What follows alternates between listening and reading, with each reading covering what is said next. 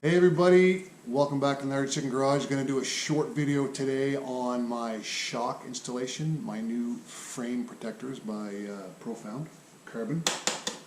I'm going to put on my rear shock fin, reinstall the rear tire.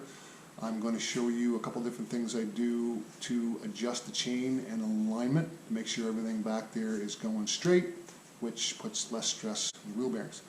So we've reached just over 400 subscribers now. Thank you to everybody who has subscribed and commenting. I'm loving talking to people from all over the world and discussing stuff. And for anyone who is new and wants to subscribe, we won't argue with you.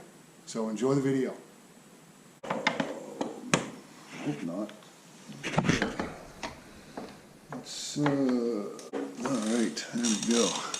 I got the breather hose connected back of the subframe of the air box first. Get some Loctite, take this out, put that back in again. Connect the lower shock to the linkage down here by manipulating the swing arm. Tighten those to 60 Newton meters. Dab a little of your favorite. Raise the swing arm up a little. Slide on through. There's the bottom. There's the top. What did I ever hog tie this? Make sure that's in place, which it is, and it's not too tight. Just going to make sure that it's good on the other side. Looks good over here. I'm going to check the subframe on the other side. So that's not quite in on the other side. So I'm just going to loosen this guy off a little bit, the clamp. Guide this boot in. Wasn't quite all the way on the other side, at least not for my liking. And oh, I just felt that pop in too. I just put my thumb right on the bottom here and just gave it a little snug. That's where the lube comes in handy, the WD. Yeah, I think we're good.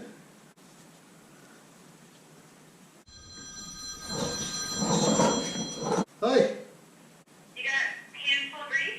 Nope. Can you come in and do me a favor? Yep, bring it in. Okay, thanks. Oh yeah. Sweet. All right. Lower subframe bolts, both sides. Just going to snug these in to 30 Newton meters on both sides and on the top. So I'm going to put the cover back on my throttle position sensor. I'm getting Loctite all over my fingers. That's probably not where I want it. Oh well.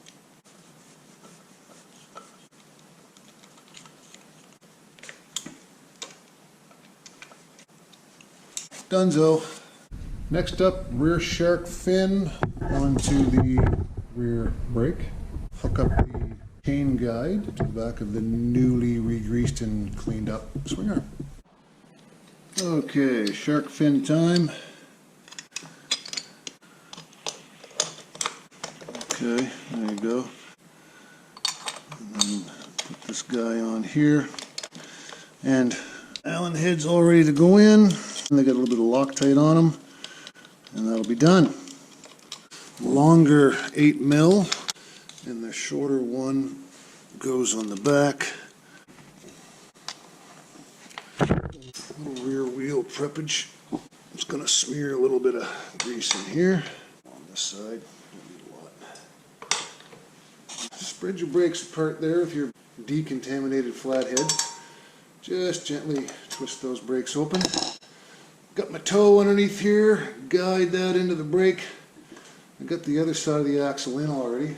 Slide the rest of this axle through without looking. Oh, look at that, there it is. Yahoo. So I like to measure with my calipers on both sides. 14.5, 14.2. I'm going to make a small little adjustment. Get those right on. So I got 14.2 on both sides, so I know my wheel is straight, my chain's going to run straight, which means less stress on your rear wheel bearings. Obviously, you can use the adjuster slots here as well. You know exactly with this, you've got a good setup.